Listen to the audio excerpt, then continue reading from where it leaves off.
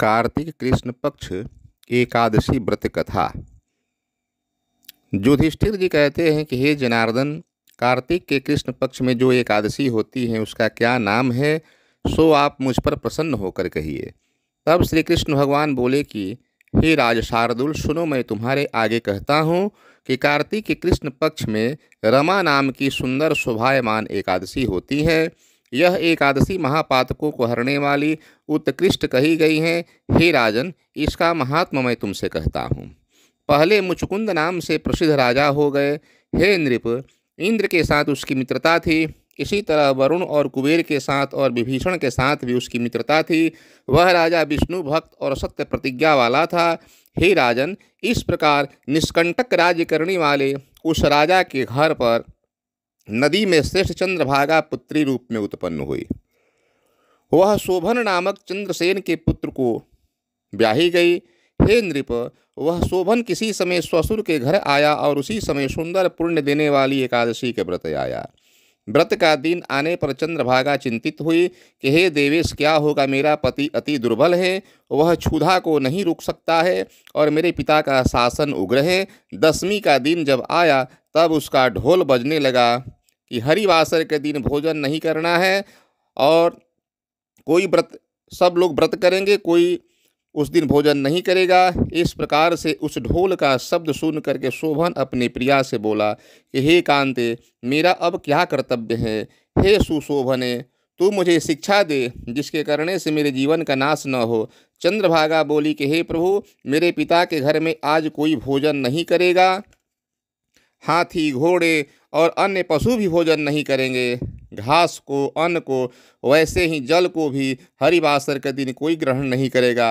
हे पति, फिर मनुष्य हरिवासर के दिन कैसे खाएंगे। हे पति, जो तुम भोजन करना चाहते हो तो घर से पलायन कर जाओ और मन में ऐसा विचार करके अपने मन को दृढ़ करो। शोभन बोला कि तुमने सत्य कहा, मैं व्रत करूँगा। दैव ने जैसा रचा होगा वैसा ही होगा। ऐसा निश्चय करके उसने व्रत किया। भूख प्यास से पीड़ित होकर शोभन अति दुर्बल हो गया। उसी सोच विचार में सूर्य अस्ताचल को प्राप्त हो गए।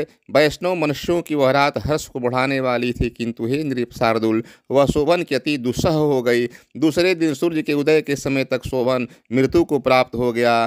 तब राजा ने उसका राजसी ढंग के साथ योग्य चंदन आदि काष्ठों द्वारा दाह संस्कार कराया और पिता द्वारा मना की गई चंद्रभागा ने अपनी देह को पति के साथ नहीं जलाया। फिर उसका प्रेत कृत्य करके पिता के ही घर स्थित रह गई। हे नृपश्रेष्ठ, रमा के व्रत के प्रभाव से शोभन के मंदराचल के शिखर पर मनोहर देवपुर पाया। वह देवपुर कैसा था कि सबसे उत्तम और जिसको कोई जीत नहीं सकता था तथा असंख्य गुणों से युक्त था। रत्न और वैदुर्य मणियों से युक्त था, जड़ा हुआ था। स्वर्ण के खंभों से शोभित था वह महल। नाना प्रकार के विचित्र स्फटिक मणियों से सुशोभित था। ऐसे मंदिर में शोभन सिंहासन पर बैठे हैं, उसके ऊपर श्वेत छत्र लगा है, चंवर डूल रहे हैं, किरीट माथे पर हैं, कुंडल धारण किए हुए हैं, हार और केयूर के बाजे से भूषित है। गंधर्व स्तुति कर रहे हैं, अप्सराएं सेवा कर रही है। वहाँ शोभन ऐसा शोभित हुआ मानो दूसरा इंद्र हो। सोम शर्मा नाम से विख्यात मुचुकुंद के पूर्व में बसने वाला एक ब्राह्मण ने तीर्थ यात्रा के प्रसंग से भ्रमण करते हुए शोभन को देखा। उसे राजा का जमाता जान उससे समीप गया। तब शोभन ने शीघ्र ही आसन से उठकर उस उत्तम द्विज को नमस्कार किया और ससुर का कुशल पूछा। अपनी स्त्री चंद्रभागा तथा नगर का कुशल पूछा। सोम शर्मा बोले कि हे राजन, तुम्हारे ससुर के घर में कुशल हैं और चंद्रभागा भी कुशल से हैं और पूर्व में सब कुशल हैं। हे राजन, अपना वृतांत कहिए, मुझको बड़ा आश्चर्य है। ऐसा विचित्र सुंदर पुर है कि जैसा कभी किसी ने नहीं देखा होगा न सुना होगा। हे राजन, यह कहिए कि आपने इसे कैसे पाया। शोभन बोले कि कार्तिक के कृष्ण पक्ष में रमा नाम की एकादशी होती हैं। हे द्विजेंद्र, उसका व्रत करके मैंने यह अध्रुव पुर पाया है। हे द्विजेंद्र, जिससे यह ध्रुव हो जाए सो उपाय करिए।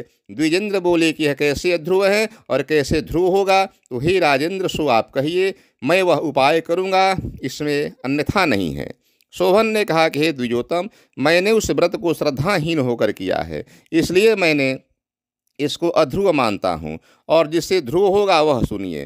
सुंदर शोभायमान चंद्रभागा नामक मुचकुंद की पुत्री से तुम यह वृतांत कहो तो यह ध्रुव हो जाएगा। सो सुनकर उस ब्राह्मण ने चंद्रभागा से सब वृतांत कहा। ब्राह्मण के वचन सुनकर के चंद्रभागा उत्फुल्ल नेत्र हो गई। और हे द्विज, तुम यह प्रत्यक्ष कहते हो अथवा स्वप्न कहते हो? सोम शर्मा बोले कि हे पुत्री, मैंने तुम्हारे पति को महावान में प्रत्यक्ष देखा है। देवपुर के तुल्य जिसे कोई न जीत सके, ऐसा मैंने उसका पुर देखा है। उन्होंने उसे अध्रुव कहा, जिससे ध्रुव हो जाए वह करो। चंद्रभागा बोली कि हे विप्र, मुझे तुम वहाँ पर ले चलो। पति के दर्शन की बड़ी लालसा है। मैं अपने व्रत के पुण्य से उस पुर को ध्रुव कर दूंगी। हे द्विज, जिस तरह से हम दोनों का संयोग हो वह करो। यह निश्चय है कि वियोगी को योग कराने से बड़ा पुण्य होता है।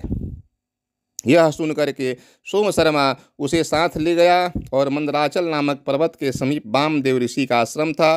वामदेव ने उन दोनों द्वारा कहा हुआ सब वृतांत सुना। फिर वामदेव ने वेद मंत्रों से उज्ज्वल उस चंद्रभागा का अभिषेक कराया।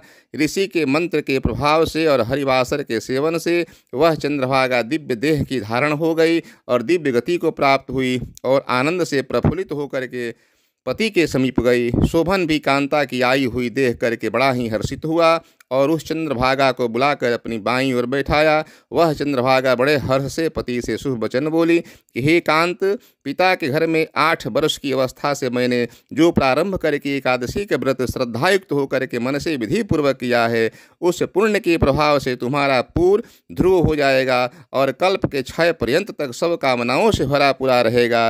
हे नृपश्रादूल, इस प्रकार वह पति के साथ रमण करने लगी। दिव्य उसका देह और दिव्य ही उसका रूप था। दिव्य आभूषणों द्वारा भूषित थी और दिव्य ही विग्रह, जिसका ऐसा शोभन रमा व्रत के प्रभाव से मंदराचल के शिखर पर उसके साथ विहार करने लगी। यह रमा नाम चिंतामणि के समान है अथवा कामधेनु के तुल्य है। हे नृप, मैंने तुम्हारे आगे कहा, जो उत्तम मनुष्य इस प्रकार के व्रत करते हैं उसके ब्रह्म हत्या आदि सब पाप नष्ट हो जाते हैं, इसमें कोई भी संदेह नहीं है। दोनों पक्षों की एकादशियों के व्रत में जैसी कृष्ण पक्ष की हैं वैसे ही शुक्ल पक्ष की हैं। तिथियों में कोई भेद नहीं करना चाहिए। दोनों ही एकादशी तुल्य फल देने वाली होती हैं।